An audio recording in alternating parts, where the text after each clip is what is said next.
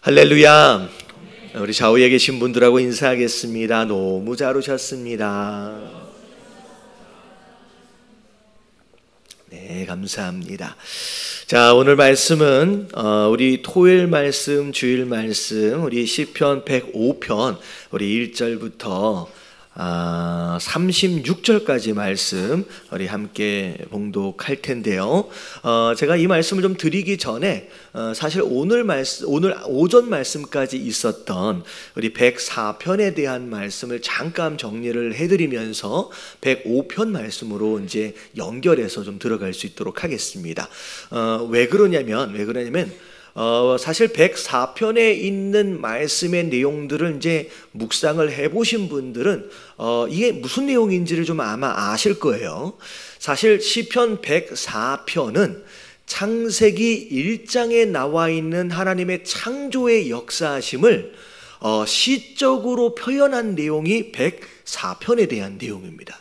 그래서 창세기에 나와 있는 1장에 나와 있는 내용은 첫째 날 뭘 만들고 두 번째 날 뭘 만들고 막 이런 내용들, 사실적인 내용들이 구체적으로 기술되어진 것이 창세기 1장이라고 한다면 그 내용을 어떤 운율에 맞춰서 아름답게 시로 표현한 게 이제 104편에 대한 내용이에요. 자, 근데 이 말씀을 제가 왜 정리를 해드리냐? 시편 104편에 나와 있는 하나님 창조에 대한 말씀을 잘 들여다면 굉장히 중요한 원리가 있어요. 이 원리. 근데 이 원리에서 벗어나는 순간 재앙이 임하는 건데, 자, 첫 번째, 이 104편에 나와 있는 첫 번째 원리는 하나님의 창조하심으로 인하여 시작이 됩니다. 그러니까 이 땅에 존재하는 그 어떤 존재도 여러분 하나님으로부터 나오지 않은 존재가 있다 없다? 아무것도 없다라고 하는 전제가 그 창조의 첫 번째 단추다라는 거죠. 그래서 정말로 이 하찮은 티끌에서부터 광활한 우주, 우리가 밟고 서 있는 이 땅과 바라보고 있는 저 하늘, 심지어 그 위에 자라고 있는 모든 나무들과 동식물들과 심지어 누구까지를 포함하는 거예요. 우리까지를 포함해서 다 하나님으로부터 왔다라고 하는 그 창조가 첫 번째 원리의 시작입니다. 그걸 이제 찬양을 하는 거예요. 자, 근데 중요한 건 뭐냐면 하나님이 그 모든 것들을 다 만들어 두시고 뭘 만드셨냐면, 뭘 정하셨냐면, 바다야, 너는 여기까지야. 자, 이 위로 넘어오면 된다, 안 된다? 안 된다라고 경계를 정해 주셨어요. 그리고 규칙을 정해 주셨어요. 질서를 정해 주셨어요. 그래서 하나님이 만드신 모든 피조물, 인간을 포함해서 모든 피조물들은 자, 무엇을 따라 움직여야 돼요? 하나님이 정하신 질서와 하나님이 정하신 그 경계를 따라 움직이도록 하나님께서 만드셨다라고 하는 거죠. 아까 지금 얘기한 것처럼 바다는 여기까지, 땅은 여기까지, 심지어 밤에는 누가 움직인다 그랬어요? 짐승들이 먹이를 찾아 움직이고 해가 뜨면 짐승들은 어떻게 하라? 들어가라. 그리고 왜? 누가 나와야 돼요? 낮에는 사람이 나와야 되기 때문에. 이거 이제 읽어보신 분들은 제가 무슨 얘기를 하는지 알 거예요. 너희는 이 날에 이 시간에 활동해야 되고, 왜냐하면 이 시간에는 사람이 활동해야 되니까. 그러니까 이건 질서와 경계를 정하신 모습이 이 안에 이제 두 번째 이제 모습입니다. 특별히 사람에게 정하신 이 경계가 있었어요. 이 경계가 뭐였어요? 그게 선악과였어요. 다 따먹어도 되는데 딱 한 나무의 실과만큼은 네 것이 아니다라고 경계를 정하셨는데 그게 뭐냐면 선악과입니다. 그래서 모든 피조물, 하나님의 손으로 만드신 모든 피조물들은 이 질서와 경계 안에서 이제 움직이도록 돼 있어요. 근데 자, 그 경계 안에 있을 때 하나님의 모든 공급하심과 모든 다스리심과 모든 돌보심이 누려지게끔 돼 있다는 거예요. 어디 안에 있을 때? 그 경계와 질서 안에 있을 때 그 모든 돌보심을 누리게 될 것이다. 그로 인하여 너희들이 모든 만족을 얻을 것이고 그 만족 안에서 너희가 뭘 누리느냐? 행복하게 될 것이라는 거죠.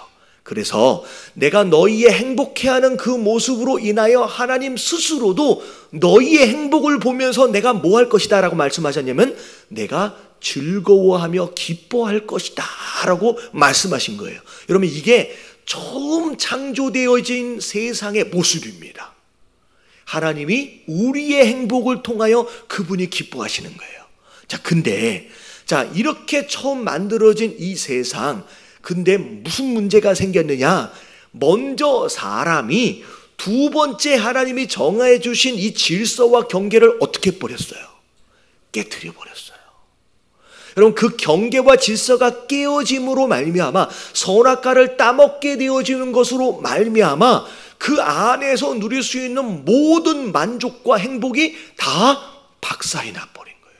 그게 죄로 인하여 무너진 우리의 인간들의 모습이라는 거예요. 그래서 우리도 만족을 누리지 못하고 행복을 누리지 못하고 그리고 그 땅을 다스리라고 명령하셨기 때문에 그 소유되어진 모든 땅들이 우리 때문에 다 피해를 보는 상황들이 벌어졌어요. 그래서 원래는 정하신 선을 바다는 넘어오면 안 되는데 그 땅을 다스리도록 명령을 받은 우리가 그 경계를 깨버림으로 말미암아 누가 그 경계를 깨고 있어요? 지금 바다마저도 이 세상의 모든 자연 만물마저도 우리를 닮아서 그 경계와 질서를 다 무너뜨리고 있는 거예요. 그래서 이 세상에 존재하고 있는 모든 자연재해는 무엇 때문에 일어나는 거예요? 그들의 주인 되어진 우리가 먼저 그 경계와 질서를 깨트려 버림으로 말미암아 그런 일들이 지금 벌어지고 있다라는 거예요. 좀 이해가 되어지시죠? 그래서 지금 그게 이 세상의 모습입니다. 근데 그 깨어진 이 질서와 경계, 하나님이 이걸 회복해 내시길 위해서 하나님이 우리에게 허락하신 방법이 있어요. 그게 누구냐?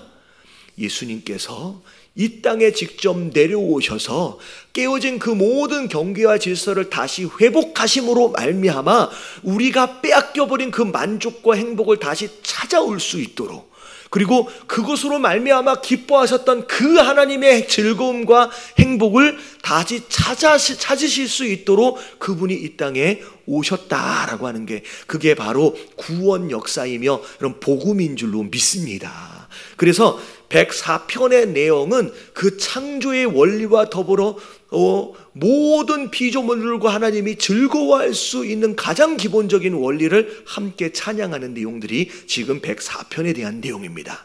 그리고 105편으로 넘어오면서의 내용은 뭐냐면, 중간에 오늘 다 마무리는 못해요. 월요일 말씀까지 이어지는데, 여러분 이 내용을 쭉 살펴보면 출애굽의 이야기가 나와요. 여러분 이 출애굽은 사실은 애굽 땅에 종살이를 하고 있던 이스라엘 백성들이 사실 누구의 모습이냐? 죄로 인하여 사단의 종살이하던 우리 인생의 모습을 의미하는 거예요. 그래서 그 인생, 죄로 인하여 종살이하던 우리 인생들이 어떻게 회복되어질 수 있느냐, 그리고 그것을 위해서 하나님께서 우리 삶 가운데 어떤 역사하심을 행하고 계시는지에 대한 설명들이 나온다라는 거죠. 그래서 우리가 창세기의 사건, 그리고 이제 105편에 넘어서 이제 출애굽의 사건을 통하여 하나님의 구원하심을 다시 한번 살펴볼 수 있는 시간이 됐으면 좋겠습니다. 서론이 좀 길었는데 대략 설명은 된 것 같아요. 1절서부터 3절까지, 105편 1절부터 3절까지 같이 한번 읽어보도록 합니다. 시작. 여호와께 감사하고 그의 이름을 불러 아뢰며 그가 하는 일을 만민 중에 알게 할지어다. 그에게 노래하며 그를 찬양하며 그의 모든 기이한 일들을 말할지어다. 그의 거룩한 이름을 자랑하라. 여호와를 구하는 자들은 마음이 즐거울지로다. 여러분 1절부터 6절까지의 내용, 그리고 이제 7절서부터 내용들은 이제 출애굽에 대한 자세한 설명들이 이제 나오게 되는데, 사실 1절부터 6절까지의 내용은 성도 되어진 자가 하나님을 어떻게 예배하느냐라고 하는 거에 대한 설명이 쭉 나옵니다. 그래서 1절부터 6절까지의 내용이 사실 다 예배예요. 우리가 일반적으로 예배하면 이게 교회에 나와가지고 찬양 잠깐 하고 그리고 뭐 하는 시간처럼 목사의 설교를 듣는 시간, 어떻게 보면 이게 마치 예배인 것처럼 생각할 수 있는데, 물론 그게 예배입니다. 근데 이게 예배의 전부는 아니라는 거예요. 그러니까 예배, 하나님이 보시기에 예배라는 게 과연 어디까지를 포함하는 게 예배냐라고 하는 것에 대해서 이제 1절부터 6절까지를 포괄적으로 좀 이야기하고 있는 거죠. 자, 그래서 사실은 이 말씀을 통하여 우리가 첫 번째 점검할 필요가 있는 게 뭐냐? 자, 뭐냐? 우리의 모든 회복은 무엇의 회복으로 시작되어진다? 계속 얘기했잖아요. 무엇의 회복으로 인하여 시작된다? 여러분, 예배 회복으로부터 시작돼요. 여러분, 이것은 변함없는 진리예요. 여러분, 이걸 반드시 붙들어야 돼요. 왜냐하면 예배가 무너져서 다 무너진 거예요. 여러분, 예배를 회복하는 것이 모든 것의 회복의 시작이에요. 그래서 저기 나오잖아요. 저기 뭐라고 나와요? 첫 번째. 자, 다 같이 한번 읽어볼게요. 시작. 예배가 모든 것에 길이 되게 하라. 이러면 길이라고 하는 건 시작과 끝 그리고 과정까지를 다 포함하는 거예요. 예배가 시작이고요. 여러분, 예배가 과정이고요. 여러분, 예배가 끝이에요. 여러분, 이것을 기억해야 돼요. 그래서 여러분, 이스라엘 백성들이 왜 바벨론에 망하고 왜 아수르에 망했어요? 여러분, 이유는 그냥 한 가지만 정리해라 그러면 뭘 망했기 때문에? 여러분, 예배를 실패했기 때문이에요. 여러분, 선지자들을 통하여 끊임없이 경고했던 내용은 너희의 예배가 지금 실패하고 있다라고 하는 거예요. 예배가 실패한 것 자체가 아수르에 망하게 된 원인이었고요. 바벨론의 포로로 끌려가게 된 원인이었습니다. 그래서 포로로 끌려갔던 수많은 남유다의 사람들이 그 이국 땅에서 그 하나님을 예배하는 것을 잊지 않기 위해서 다니엘은 하루에 3-4번씩 어떻게 했어요? 정해진 장소, 정해진 시간에 어디를 향하여? 여러분, 예루살렘은 이미 다 무너진 상태예요. 여러분, 터만 있었어요. 다 무너져서. 근데 그 예루살렘을 향하여서 끊임없이 그 기도하는 시간을 잊지 않으려고 몸부림쳤다는 거예요. 이게 그걸 아는 거예요. 우리 백성이 왜 이렇게 망했느냐? 뭘 망했기 때문에? 예배가 무너졌기 때문에. 그래서 나중에 포로에서 돌아와서 귀환을 하자마자 이스라엘 백성들이 가장 먼저 한 것이 무엇이었느냐? 그들의 집을 짓기 위해서 애쓰는 게 아니라 뭘 짓었다? 여러분, 성전을 지어서 그들의 예배를 회복하려고 애를 쓴 거예요. 그리고 특별히 예레미야가 이스라엘 백성들을 전부 다 모아놓고서 뭘 읽기 시작했어요? 하나님의 말씀을 읽고 선포하면서 너희가 뭘 회복해야 되느냐? 예배를 회복해야 된다라고 하는 것으로 이 회복을 시도했다라는 거죠. 그래서 여러분, 우리의 모든 문제는 예배가 무너졌기 때문에 시작했어요. 그래서 여러분들 삶 가운데 회복되어지길 원하는 부분이 있다라고 한다면 여러분들의 예배를 회복하시게 되길 주님의 이름으로 축원합니다. 자, 1절서부터를 보면 과연 뭐가 예배냐? 자, 1절을 볼게요. 1절 시작. 여호와께 감사하고. 자, 이게 예배의 시작이에요. 자, 뭐가 시작이다? 하나님 감사합니다. 여러분, 이게 예배의 시작이에요. 여러분, 이게 기도의 시작입니다. 그럼 모든 기도의 시작은 하나님 감사합니다 라고 하는 것에서부터 시작이 되는 거예요. 여러분, 감사가 회복되어지길 주님의 이름으로 축원합니다. 여러분, 예배의 회복, 다윗이 뭐라 그래요? 내가 성전에 올라가는데 무엇함으로 올라간다? 감사함으로 올라간다 라고 하는 거. 여러분, 예배자들이 가장 먼저 갖추어야 할 우리의 마음의 태도는 여러분 감사해요. 여러분, 감사하심으로 말미암아 예배의 첫 단추를 낄 수 있는 저와 여러분들 되시길 주님의 이름으로 축원합니다. 그리고 그의 이름을 불러 아뢰며 그가 하는 일을 만민 중에 알게 할지어다. 그러니까 하나님의 이름을 부른다라고 하는 거, 그리고 그 이름을 부르는 것이 내가 하나님을 향한 고백과 선포일 뿐만이 아니라 내가 부르는 이 찬양과 이 고백이 누구에게 들려지는 거예요? 다른 만민들에게 들려지는 거예요. 그래서 여러분들 찬양을 하실 때, 여러분 찬양하실 때 여러분들의 찬양을 첫 번째는 누가 들으세요? 여러분 하나님이 들으세요.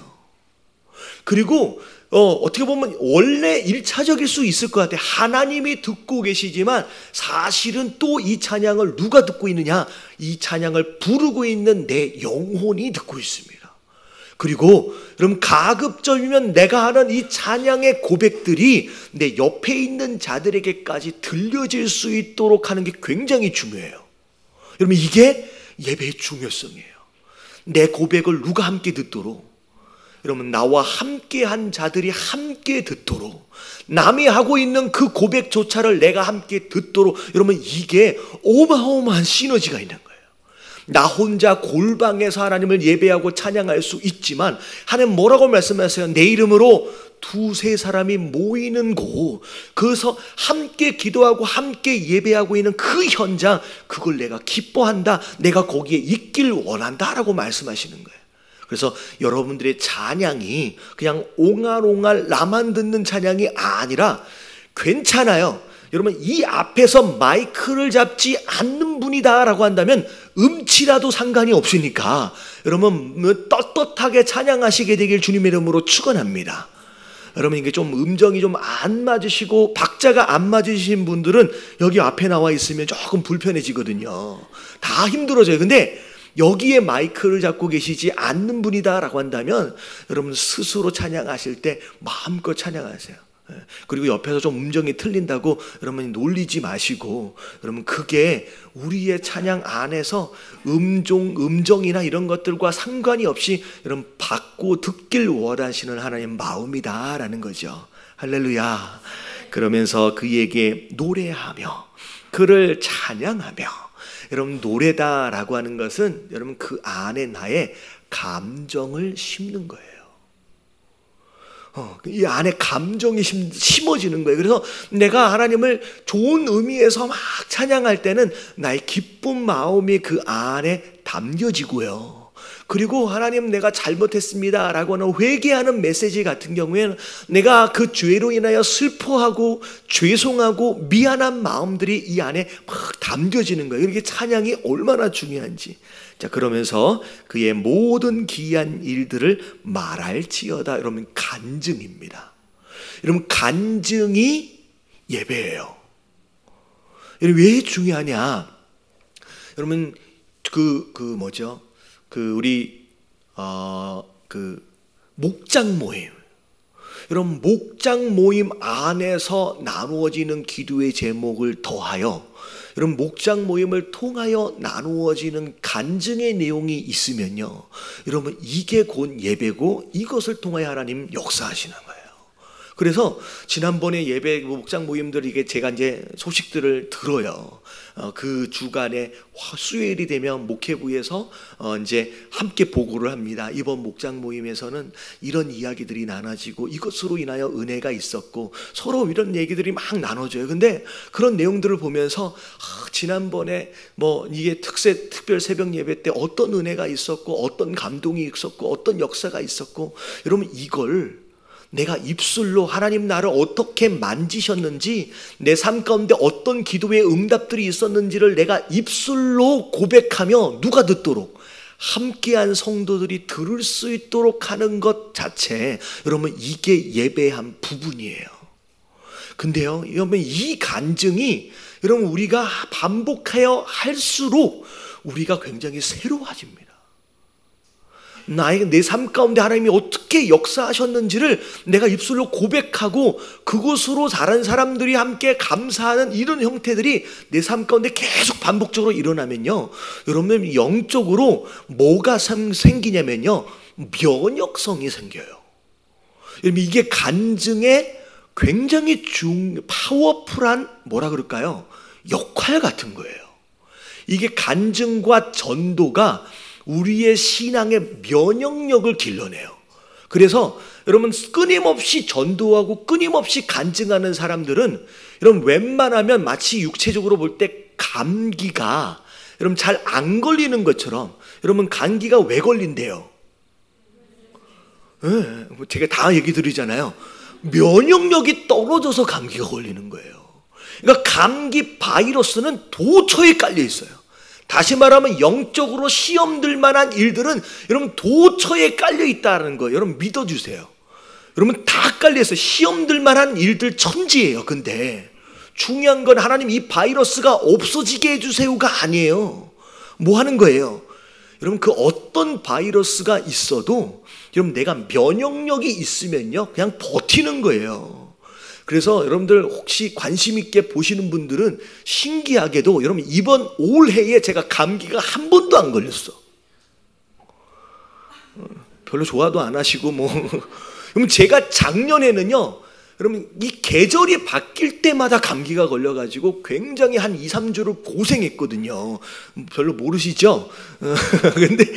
근데 정말로 감사한 게 이번 올해에 들어와서는 감기가 한 번도 안 걸렸어요. 와, 너무 감사해. 근데 이게 감사한 게 여러분 제가 제 주위에 이게 감기 바이러스가 없어서가 아니에요. 제가 뭐가 생겼기 때문에 면역력이 생겼어요. 할렐루야. 여러분 영적으로도 마찬가지예요. 자, 뭐가 면역력이 무엇을 통하여 길러진다 그랬어요? 무엇과 무엇? 전도와 간증이 여러분 영적 면역력을 길러냅니다. 아멘 해주세요. 할렐루야. 입을 다물면 안 돼요. 그래서 내게 역사하셨던 그 하나님의 역사하심을 아주 조그만 것이라도 계속 얘기하세요. 여러분 그러면 내가 면역력이 길러져요. 그리고 여러분 하나님은 되게 기뻐하세요. 되게 좋아라 하세요.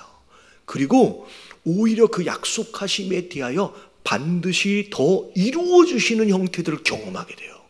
왜냐하면 제가 그런 얘기를 한번 전해드린 적이 있어요.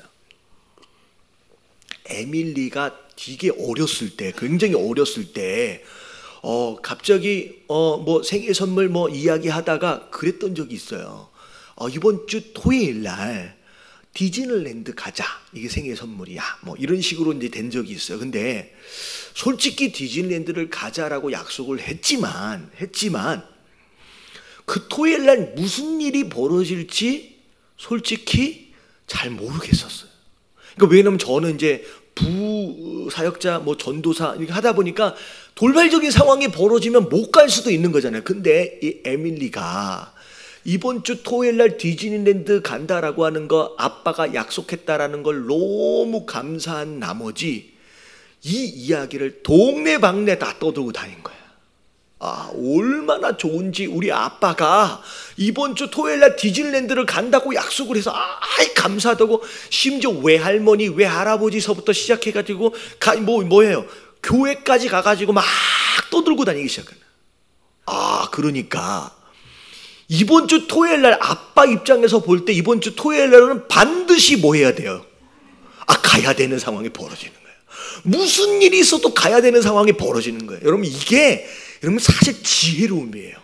여러분 하나님께 받으신 약속이 있으면 여러분 선포하고 다니세요. 하나님이 이런 표현이 적당할지 모르는데 좀 가려 들으시면 돼요. 하나님을 빼도 박도 못하게 하나님이 어쩔 수 없이 응답하실 수밖에 없게끔 여러분 감사해 버리시고요. 여러분 간증하고 다니시길 주님의 이름으로 축원합니다. 여러분 신기하게 그러면 응답이 되더라고요. 여러분 이게 지혜로움이에요. 그래서 뭐라고 하냐면 하나님이 내게 행하셨던 귀한 일들을 막 말하고 다닌다는 거죠. 여러분 이게 예배입니다. 자, 그리고 3절. 자, 이렇게 가다 보면 오늘 언제 끝날지 잘 모르겠는데 자, 그래도 뭐 이제 하나님 주시는 감동을 따라 제가 최선을 다하겠습니다. 그의 거룩한 이름을 뭐하래요? 이게 예배예요. 방금 얘기한 거예요. 하나님이 얼마나 좋으신 분인지 아니. 내게 이렇게 행하셨어 라고 막 자랑하는 거예요. 그러면서 여호와를 구하는 자들은 마음이 즐거울지어다. 여러분 누가 행복한 사람이라고요? 하나님을 구하는 사람이에요. 근데 하나님을 구한다라고 하는 게 뭘까? 여러분 4절에 둘로 나눠서 다시 설명합니다. 자, 한번 같이 한번 읽어볼게요. 4절 시작. 여호와와 그의 능력을 구할지어다. 자, 뭐라고요? 여러분 하나님을 구한다라고 하는 것은 뭘 의미하느냐? 둘로 나눠져요. 첫 번째는 누굴 구하는 거예요? 여호와 그분의 존재 자체를 구하는 거예요. 이걸 쉽게 설명하면 그분의 임재라고 설명하면 돼요. 그러니까 다른 게 아니라 그냥 나는 무엇 하나만으로 만족한다? 그분이 나와 함께 해 주시는 것만으로도 만족한다는 거예요. 여러분 이걸 뒤에 뭐라고 얘기하느냐? 그의 얼굴을 항상 구할지어다. 그러니까 하나님의 얼굴을 구하고 그분의 임재하심과 존재 자체를 구하는 것이 첫 번째 하나님을 구하는 거예요. 그리고 난 뒤에 그 다음에 뭘 구하는 거예요? 그의 능력을 구하는 거예요. 내게 필요한 것들이 있잖아요. 근데 무엇이 먼저예요? 무엇이 더 중요해요? 여러분 하나님의 얼굴과 그분의 임재하심이 훨씬 더 중요해요. 여러분 그 안에 모든 것이 다 있기 때문에 여러분 이게 여호와를 구하는 자의 모습. 여러분 이런 자는 항상 어떤 삶을 산다? 즐거워하는 삶을 산다. 여러분 신앙생활을 하면서 이왕 하는 김에 여러분 기쁘게 하시길 주님의 이름으로 축원합니다. 막 고민하고 막 그런 게 아니에요. 기쁘게 한다라는 하나님인 걸 구한다라는 거. 자, 그러면서 5절 6절 한번 읽어봅니다. 시작. 그의 종 아브라함의 후손 곧 택하신 야곱의 자손 너희는 그가 행하신 기적과 그의 이적과 그의 입의 판단을 기억할지어다. 자, 그 다음에 우리가 뭘 해야 하느냐? 이스라엘 백성들 그들에게 허락하셨던, 사실은 그들은 아니지만 그들의 조상들에게 허락하셨던 그 수많은 이적과 기적들, 하나님의 역사하심에 대하여 기억해 보라는 거예요. 이 말씀은 사실 이런 거죠. 이스라엘 입장에서 볼 때에 그들은 그들의 조상을 향하여 허락하시는 하나님의 역사하심을 기억하는 거예요. 근데 그들의 백성이 아닌 이스라엘이 아닌 이방인인 우리 입장에서 볼 때는 뭘 기억하고 있느냐? 이스라엘 가운데 역사하셨던 그 하나님의 역사하심이 자 어디에 기록되어 있어요? 여러분 말씀에 기록되어 있어요. 그래서 이 이야기는 하나님이 이 세상 가운데 어떻게 역사하셨는지 성경에 기록되어져 있기 때문에 뭘 기억하라? 하나님의 말씀을 기억하라는 거예요. 그래서 제가 설교를 하면서 아브라함 얘기도 하고 야곱 얘기도 하고 다윗 얘기도 하고 모세 이야기도 하고 막 그러잖아요. 그럼 이게 성경에 나와 있는 말씀들인데 우리가 예배하면서 그때 그 모세에게 허락하셨던 다윗에게 허락하셨던 그 하나님의 귀한 일들을 다시 한번 기억해내는 것 자체, 여러분 이게 예배의 또 다른 부분이다라는 거죠. 여러분 하나님의 역사하심을 잊지 마시고 여러분 불러와서 잘 기억하여 여러분 그것이 내 삶에 적용되어질 수 있도록 끌어올 수 있는 노력들, 여러분 이게 예배의 모습인 줄로 믿습니다. 그러면서 자 7절서부터 나오는 내용이 자 하나님이 그 이스라엘 백성들 종살이하던 그 이스라엘 백성들을 어떻게 구원하셨는지에 대한 내용들이 쭉 나옵니다. 자, 쭉 보니까 7절 온 땅에 하나님의 판단이 있고 8절 그의 언약 곧 천대에 걸쳐 명령하신 말씀을 영원히 기억하셨으니 자 이제 8절이 중요해요. 이게 무슨 뜻이냐? 하나님이 우리 보고는 그동안 하나님이 어떻게 역사하셨는지를 기억하래요. 근데 하나님은 그 대신 뭘 기억하고 계셨어요? 하나님이 이스라엘 백성들에게 허락하셨던 약속을 기억하고 계심으로 인하여 구원의 역사는 시작이 됩니다. 사실 이게 조금 더 앞서 이야기를 하면 사실 구원의 역사하심은 어디서부터 시작되어지냐? 창세기 3장에 이 인간이 선악과를 따먹으면서 죄를 범하였을 때 자 하나님이 하와와 아담에게 약속하셨던 것이 있어요. 이 모든 것에 대한 문제는 장차 누가 해결할 것이냐? 여인의 후손이 이 땅에 와서 자, 그 뱀의 머리를 밟을 것이다 라고 약속하신 것으로 인하여서 사실 구원의 역사는 시작이 되는 거예요. 그래서 그 하나님의 약속을 기억하시는 가운데 결국 신약의 예수 그리스도가 오신 거고요. 그리고 중간에 아브라함과 함께 하셨던 그 약속을 하나님이 기억하시는 가운데 그 가운데 이스라엘 백성들을 출애굽시키시고 가나안 땅으로 이끌어 가셨다라는 거예요. 그래서 여러분 기독교는요, 여러분 약속의 종교예요. 아니 이게 종교라고 캐테고리를 나눌 수 있는 건 아니지만 그건 지금 설명을 위해서 여러분 약속과 언약의 종교입니다. 여러분 그 어떤 종교도 여러분 흉내내지 못하는 독특한 특징을 가진 것이 여러분 기독교만이 가지고 있는 이 약속과 성취의 개념이에요. 여러분 그 어떤 종교도 장차 일어날 일에 대하여 세상 끝날까지 일어날 일에 대하여 미리 약속이 있는 종교는 한 군데도 없어요. 그리고 그 모든 약속이 구약에 있었던 모든 약속들이 구약 안에서 다 이루어졌을 뿐만 아니라 남겨진 모든 약속들은 다 어디서 일어나요? 신약에서 다 성취되어지고요. 그리고 심지어 우리가 살고 있는 지금 이 순간에도 지금 그 약속이 이루어지는 것을 경험하고 있는 거예요. 왜 하나님이 하나님이시고 왜 예수님이 그리스도냐? 여러분 약속의 성취되어짐을 보고 우리가 아는 거예요. 그냥 어쩌다가 신기한 일이 일어났어. 근데 다른 종교는 신기한 일이 일어나고 난 뒤에 이거 내가 한 거야 라고 얘기하는 거예요. 믿으라는 거예요. 근데 여러분 기독교는 그게 아니에요. 그 신기한 일이 언제 어디서 어떻게 일어날 것이다 라고 하는 걸 미리 수백 년 수천 년 전에 약속을 하셨어요. 그리고 그 정확하게 그 시점에서 어떻게 돼요? 그 길에 일어나는 거예요. 너희가 애굽에서 종살이를 하게 될 것이다. 어쩌다가 종살이를 한 게 아니에요. 아브라함에게 뭐라고 말씀하셨느냐? 이방의 객이 될 것이다. 심지어 400년이라는 숫자까지를 말씀하셔요. 그리고 그 말씀 그대로 이방의 객이 되어져서 종살이를 하게 됐고요. 그리고 결국 돌아오게 될 것이다 라고 하는 것까지도 이미 말씀하셨어요.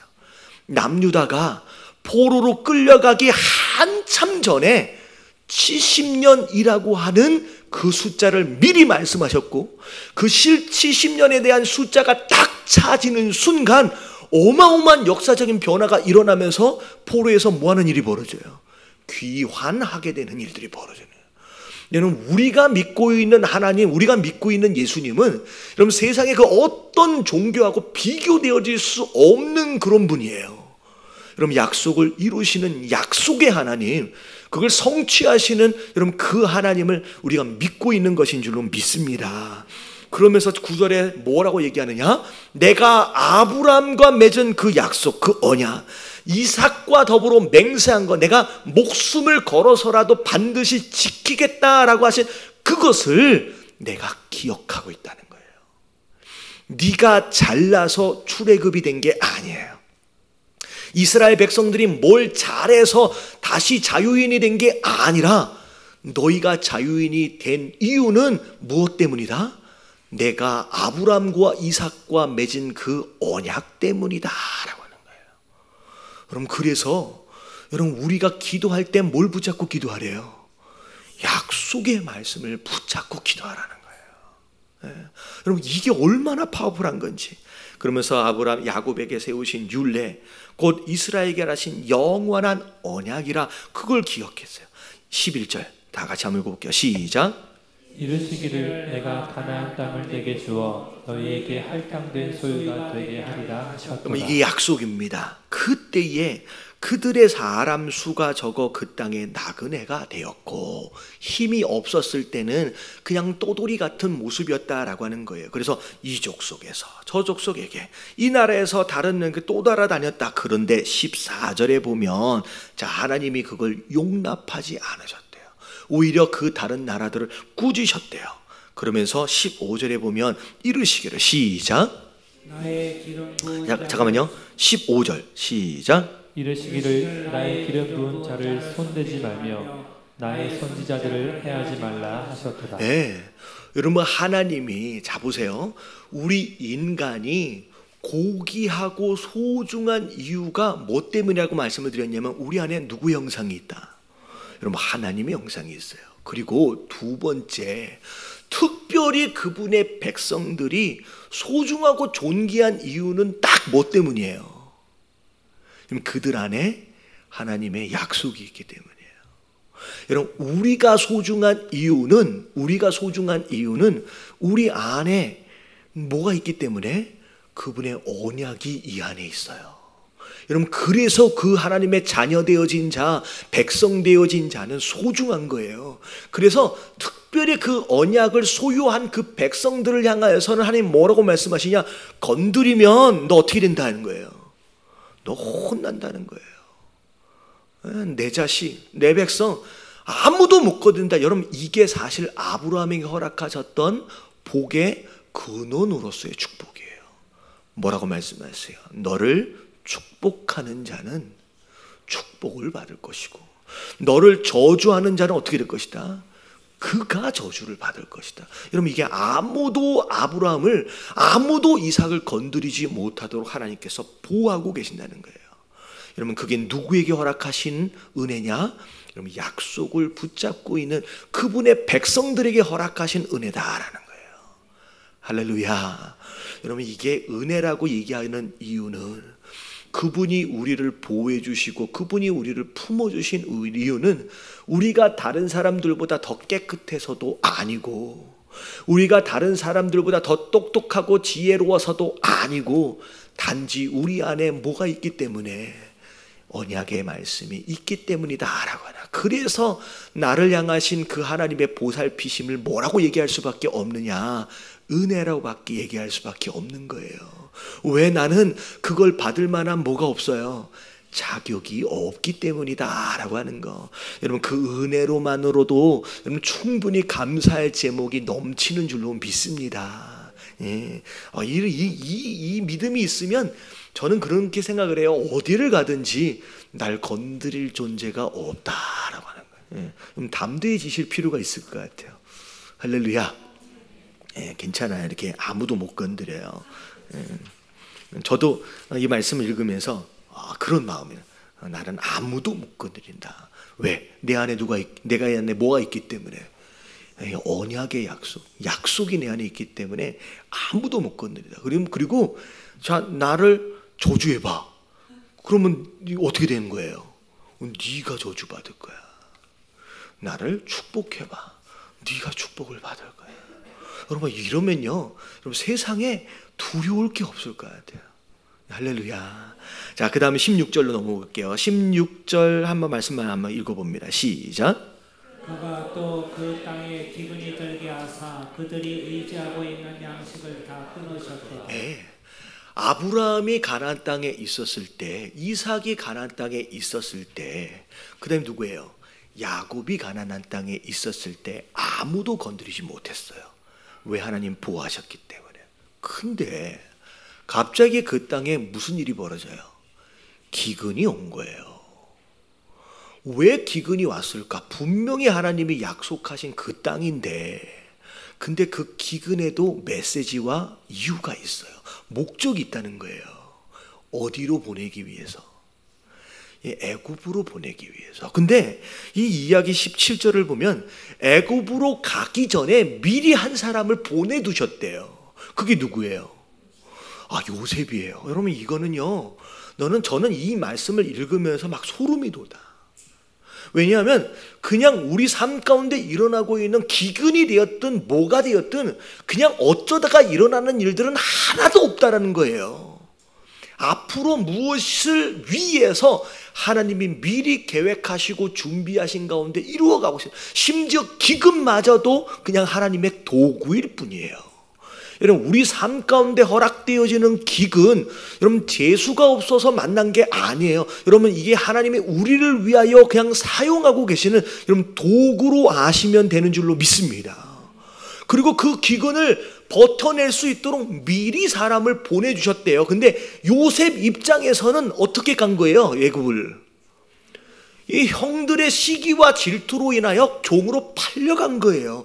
팔려간 요셉은 잘 모르지만 여러분, 하나님의 역사심에 있어서는 이 요셉이 미리 보내심을 받는 거예요. 근데 신기하게 끝까지 주신 꿈을 붙잡고, 꿈이 약속이잖아요. 그 약속을 붙잡고 끝까지 믿음으로 버텨낸 그 요셉은 미리 자기를 보내신지에 대하여 언제 알아요? 나중에 형들을 만나게 되면서 아는 거예요. 왜 내가 종으로 팔려갔는지, 그래도 열심히 살아보려고 애를 쓰는데 왜 또 감옥에 갇히는 일들이 벌어지는지, 나름대로 선하게 해서 막 꿈도 해석해주고 해서 내가 이 감옥에서 억울한 상황에서 나갈 수 있는 기회를 얻은 듯 했지만 다 잊혀져 버려서 그냥 감옥에 10년 넘게 그냥 처박혀 있어야 되는 이런 상황, 왜 이런 일을 내가 경험해야 되는지 요셉은 그때 그 순간에는 모르는 거예요. 근데 나중에 지나고 나니, 형들을 만나고 나니, 기근을 통하여 이들이 함께 나오는 모습들을 보면서 하나님이 이들의 질투와 시기와 질투를 그냥 뭐 하신 거예요? 그냥 사용하신 거예요. 여러분, 주변에 이게 나를 막 너무 힘들게 만들 그런 주변의 사람, 이게 남편이나 아내가 되면 안 되는데, 여러분 이것에 대하여 여러분 그냥 하나님의 관점에서 보시면 좋을 것 같아요. 직장에 이렇게 가보면 저 사람만 있으면 참 세상 편할 텐데, 이런 사람이 있어요, 없어요? 없어요? 없으면 감사하시고, 신기하게 그런 사람 하나 있어가지고 너무 힘들어하다가 마치 앓는 일 빠진 것처럼 쏙 빠져나가잖아요. 그럼 되게 시원한 듯 하는데 그런 사람이 하나 또 생긴대. 하나님이 꼭 그런 사람들을 주변에 이렇게 두셔. 그럼 이유는 그냥 하나님이 사용하시는 거예요. 근데 그때는 모르는데, 그러니까 요셉은 그때 깨달아지는 거야. 이게 하나님 나를 미리 보내셨구나. 자, 그리고 20절 보니까 왕이 사람을 보내어 그를 석방하고 뭇 백성의 통치자가 그를 자유롭게 하였도다. 그러면서 자, 21절에 보니까 그를 그의 집의 주관자로 삼았다. 우리 알잖아요. 요셉이 애굽에 뭐가 돼요? 총리가 돼요. 야, 하나님이 내 어렸을 때 꿈으로 보여주신 거, 그 볕단, 해, 달, 별, 야, 이게 이렇게 이루어진다? 아마 상상도 못했을 거예요. 근데 그렇게 이루어져요. 근데 여러분들에게 하나님께서 주신 꿈들이 있거든요. 근데요, 여러분들이 그 꿈을 이루어진다라고 했을 때 여러분들이 생각한 대로 이루어진 경우는 거의 없습니다. 하나님의 방법으로 하나님의 때에 이루어 주세요. 어떻게 이렇게 내가 총리가 될지를 어떻게 알았겠습니까? 근데 그러면서 뭐라 그래요? 그 소유를 관리하는데 그 뜻대로 모든 신하를 다스리며 그의 지혜로 장로들을 모았나? 여러분, 교훈한대요. 여러분, 장로는 어떤 사람이에요? 여러분, 경험이 많은, 나이가 많은, 지식이 많은 사람이에요. 근데 요셉이 몇 살에? 나이 30에 그들을 교훈한다는 거예요. 여러분, 굉장히 중요한 메시지예요. 여러분, 하나님의 뜻에 붙들려 있는 사람, 여러분, 아무리 지혜가 있고 아무리 경험이 있어도요, 여러분, 하나님의 뜻에 붙들려 있는 사람을 절대 이길 수 없어요. 여러분, 지식을 쌓고 경험을 쌓으려고 애쓰지 마세요.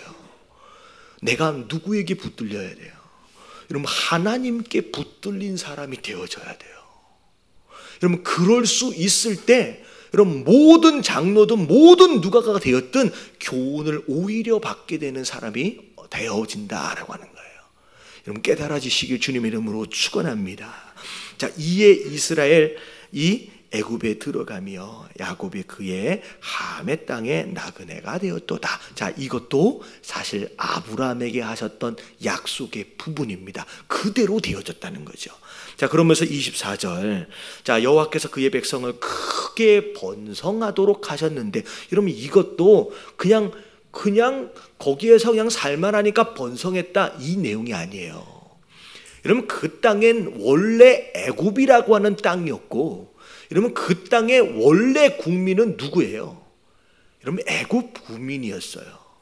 이스라엘의 야곱의 가족들이 애굽에 들어갈 때, 이민해서 들어갔을 때 여러분 가족들의 인원이 몇 명이었다? 여러분 70명이었어요. 여러분 이 가족들의 인원은 70명이었고 여러분 원래 살고 있던 애굽 국민들은 몇 명이었을까요? 여러분 이 70명, 100명, 200명의 수준이 아니잖아요. 몇 수십만 명이야. 근데 신기하게 여러분 400년이 지나고 났는데 누가 더 강해져 있어요? 그러면 애굽 숫자적으로 볼 때는 원래 국민이었던 애굽이 더 강해야 되고 원래 더 인구가 많아야 되는 거예요. 얹혀 살고 있는 야곱의 가정이 왜 많아져야 돼요? 이게 누가 하시는 일이에요? 여러분 하나님이 하시기 때문에 애국 국민들에게 있어서 이스라엘이 두려움의 존재가 되어져 가는 거예요. 여러분 이거 하나님이 하시는 거예요. 그리고 그때부터 무슨 일이 벌어지느냐, 막 강성해지는데 그것으로 되게 좋을 것 같은데 갑자기 이 애굽의 바로가 이 이스라엘 히브리 사람들을 괴롭히기 시작해. 여러분 이 괴롭힘을 받을 때 이 히브리 사람, 이 이스라엘 사람들은 왜 이런 일이 벌어지는지를 모르는 거예요. 근데 자 보세요. 여러분 괴롭게 하지 않으면 과연 몇 명이나 약속의 땅이라고 해가지고 나가겠느냐는 거예요. 여러분 나로 하여금 괴롭게 하시는 이유는 뭐 하도록 하기 위해서? 하나님이 떠날 수 있도록의 상황을 만드시기 위해서 허락하시는 거예요. 내가 그렇게 하시지 않으면 내가 안 움직이기 때문에. 그래서 제가 말씀드렸잖아요. 포로로 끌려갔던 이스라엘 백성들이 바벨론에 편안하게 정착해버리는 순간 더 이상 이스라엘로 돌아오지 않는 거예요. 안 돌아오는 거예요. 그렇게 많은 숫자가 끌려갔음에도 불구하고 1차, 2차, 3차 그렇게 돌아가라고 하는데도 안 돌아가는 거예요. 여러분 출애굽, 대민족적인 대이동, 이 구출 작전이 일어나기 위해선 반드시 필요했던 과정이 바로 그 고난의 과정이에요. 그래서 제가 말씀드렸잖아요. 엄마가 아이를 낳을 때 엄마도 배가 아파서 힘들지만 솔직히 누가 또 힘들어요? 여러분 뱃속에 있는 아이가 그렇게 힘들대요. 10개월 다 될 때까지는 제일 편안한 장소였는데 이게 아이가 딱 나아지게 되는 딱 그 순간 여러분 이게 사람이 나오는 게 진짜 신기해요. 여러분 이 아이가 확 한 바퀴를 돌아. 멀쩡하던 아이가 한 바퀴를 돌아서 딱 그 머리가 어디에 딱 들어가요. 골반 사이로 딱 들어가요. 그러면서 불편해서 못 견디는 상황이 벌어요. 애기가 나올 때 보면 약간 꼬깔콘 모양으로 나오잖아요. 머리가 나보셨죠? 되게 희한하게 나와요. 그게 딱 그 골반 사이에 머리가 딱 박히는 거야. 딱 그때가 되면. 그러니까 너무 힘드니까 머리가 쪼이니까 그걸 자기가 나가야 되겠다고 비집고 나오는 거예요. 만약에 거기가 너무 편하면 애가 나와요, 안 나와요? 아마 탯줄 잡고 안 나올지도 몰라. 그러니까 우리에게 허락하신 고난도 다 이유가 있어. 그래서 대민족적인 구출 작전이 일어나는데 자, 그 과정들을 통하여 하나님이 어마어마한 역사심을 행하시는데 28절서부터 쭉 나오는 내용들은 10가지 기적이에요. 근데 이 10가지 기적을 이게 이제 흑암서부터 나와요. 저는 이 왜 순서를 안 맞추고 이게 흑암서부터 나오고 그 다음에 막 피가 나오고 물고기가 죽고 그 다음서부터 약간 뭐가 좀 맞는 듯 하는데 또 뭐가 안 맞아. 원래 파리 때가 아니라 이가 먼저인데 파리가 먼저 나오고 이가 먼저 나와요. 이거는 순서대로 이 재앙의 순서대로 적어진 게 아니라 그러지는 않았겠죠. 이게 흥분해서 막 이게 바꿨었나? 하나님이 막 역사하신 것들이 막 머릿속에 막 떠오르는 대로 막 흥분돼서 막 쓰는 것 같은 그런 느낌이 드는데 아니면 말고요. 근데 어쨌든 자 순서대로 얘기하면 자 첫 번째 기적이 뭐였어요? 자 이제 6일 동안의 창조의 순서도 이제 간신히 외웠는데 10가지 재앙의 순서도 외워야 되나? 이게 알아두면 좋아요. 자, 첫 번째 재앙이 뭐였냐면 자, 나일강이 피로 변하는 거예요. 자, 이게 사실은 이 나일강의 이 애굽에 있어서 가장 강력한 신이 나일강의 신이에요. 왜냐하면 이 나일강으로 인하여 애굽이 존재하거든요. 그러니까 나일강을 하나님이 무너뜨려 버리시면서 그들이 가장 중요하고 가장 의지하고 있는 신을 하나님께서 몰락시키는 장면이 바로 그때 그 모습입니다. 자, 그랬는데 자, 이제 피로 물드는 것으로 인하여 하나님의 역사심을 봤죠. 자, 근데 그 다음 재앙이 뭐냐면 개구리가 물에서 올라오는 겁니다. 근데 이게 연결이 돼요. 사실 나일강이 피로 물드는 순간 사실 이 강이 썩었다라는 얘기가 돼요. 더 이상 이 강 안에 생물체가 살 수 없어요. 그러니까 이 안에, 물 안에 들어있는 모든 물고기는 그냥 다 뭐하게 돼 있어요. 전부 다 익사해서 죽는 거예요. 근데 딱 한 존재만큼은 지가 기어 나올 수가 있어. 자, 그게 누구예요? 이게 개구리인 거예요. 이게 안에서 못 나오는 물고기들은 다 그 안에서 익사해서 죽고 간신히 뛰쳐나올 수 있는 딱 한 종류의 이 개구리가 그냥 튀어나온 거예요. 여러분, 이게 함께 연결이 됩니다. 이 온갖 개구리들이 다 올라와가지고 뭐예요? 이 애굽을 완전히 개구리판으로 만든 거죠. 이 정신이 하나도 없게끔 만들어요. 자, 그 다음에 하나님이 자, 어떻게 하시냐? 이 개구리를 다 떠나가게 하신 다음에 자, 어떻게 이 개구리들이 떠나가고 사라진 게 아니라 다 모여서 뭐 하게 돼요? 사실은 죽게 돼요. 그러니까 애굽 전역에 뭐가 들끓기 시작하느냐? 개구리의 시체로 인하여서 그게 썩는 내로 인하여 냄새가 확 올라오면서 그 안에 온갖 나쁜 해충이 막 올라오는 거예요. 그게 이고 그게 팔인 거예요. 자, 서로 연결되는 것을 좀 아시겠죠? 이하고 파리가 막 올라오는데 여러분, 이하고 파리가 득실득실 하게 되니까 그 다음에 무슨 일이 벌어져요? 이러면 악질이 생기는 거예요. 이 파리가 들끓면서 여러분, 이게 쓰나미나 이런 것들이 있으면 시체가 들끓면 그 시체 주변에 파리가 들끓고 그 다음에 무엇이 일어나면 전염병이 돌기 시작하는 거예요. 여러분, 이게 그때 일어나는 거예요. 그리고 전염병이 돌면서 눈에 보이는 종기들이 이게 이제 드러나기 시작합니다. 막 전염병과 함께 피부병들이 드러나기 시작하는 거야. 그게 바로 6번째 재앙까지가 이제 독종까지 일어나는 게 바로 그거예요. 자, 그 다음에 자, 이제는 이제 어떻게 되냐면 이제 7번째는 이제 뭐가 이제 문제가 생기냐면 이제 하늘이 문제가 생기네. 하늘에서 뭐가 떨어져요? 자, 우박이 떨어져서 그들이 경작하고 있는 모든 농산물들이 다 망가지기 시작해요. 사실은 맨 처음에 나일강을 하나님이 손 대신 것으로 말미암아 이 나일강을 통하여 없어질 수 있는 모든 수산업 자체가 다 망해버린 거예요.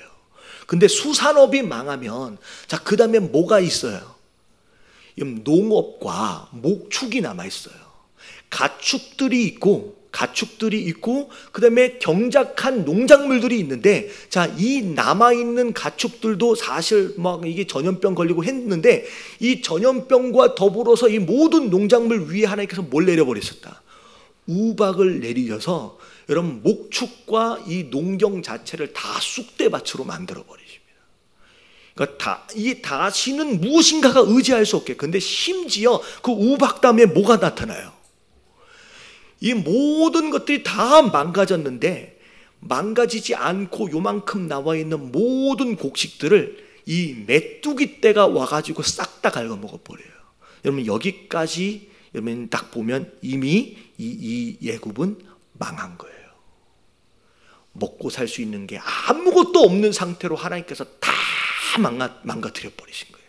이미 이 애굽이 의지하고 이 애굽이 신으로 섬겼던 이 모든 것들을 다 망가뜨리시면서 그 다음에 9번째 하나님이 뭐의 힘을 가져가시냐면 태양의 힘을 가져가십니다. 왜냐하면 그들이 가장 마지막에 섬겼던 신, 그게 누구 신이에요? 태양신이에요. 태양의 아들이 바로예요. 그러니까 태양의 힘을 딱 뺏어 가시면서 그들이 섬기던 모든 신들을 완전히 무능하게 만들어 버리시고, 자, 마지막 10번째, 이게 가장 중요한 재앙이죠. 자, 누굴 걷어가셨다? 장자를. 마지막 희망, 그들의 대표, 여러분 이것을 다 걷어가시는 거예요. 근데 여기에서 그 장자를 살릴 수 있는 딱 한 가지 방법을 허락하셨는데, 자, 이게 뭐예요? 유월절 어린 양이에요. 그 어린 양을 잡아 그 어린 양의 피를 문의 임방과 설주에 바르며 그 집은 죽음의 사신이 넘어갈 것이다, 살 것이다 라고 명령하시죠. 그러면 이 예수 그리스도로 인하여 죄악 가운데 있던 우리 인생들이 섬겼던 모든 신들, 사실 이게 모든 신들이 다 무너지고 정말 마지막 유일한 예수 그리스도의 능력으로 우리가 생명을 얻게 되는 그 모습을, 장면을 딱 보여주시면서, 자, 하나님은 뭘 말씀하고 계시냐? 자, 봐라, 내가 하나님이다. 내가 이 땅 가운데 유일하게 의지할 수 있는 그 신, 내가 그 여호와 하나님이다 라고 하는 것을 이 애굽 백성들과 더불어 이스라엘 백성들에게 선포하시면서 그들을 끌고 이 애굽 땅에서 나오시는 거예요. 여러분, 우리가 어떻게 구원받았는지에 대한 것이 사실 이 유월절을 통하여 우리가 죄 가운데 있었던, 애굽 가운데 있었던 우리 인생들을 예수 그리스도를 통하여 우리로 하여금 생명을 허락하시고 자유를 허락하시고 그의 백성 삼아주셨다라고 하는 것을 기억하는 거, 여러분 이게 우리가 예배 가운데 기억해야 할 하나님의 귀한 일이시고 역사하심이다라고 하는 거, 여러분 깨달으신 가운데 여러분 이 하나님을 찬양하는 저와 여러분들 되시길 주님의 이름으로 축원합니다. 그래서 이 다음 내용은 그 이후에 하나님이 이 이스라엘 백성들을 약속의 땅으로 끌어오실 때까지 또 어떻게 돌보셨는지에 대한 내용들이 나오는 거예요. 결국은 그래서 하나님이 약속하셨던 그 모든 것들을 뭐 하시고야 말았다? 다 이루시고야 말았다는 거예요. 여인의 후손이라고 말씀하시면서 약속하셨던 그 약속을 예수 그리스도를 통하여 뭐 하시고 말았어요? 다 이루시고야 말았다는 거예요. 여러분 이게 하나님이에요. 여러분 약속의 하나님이에요.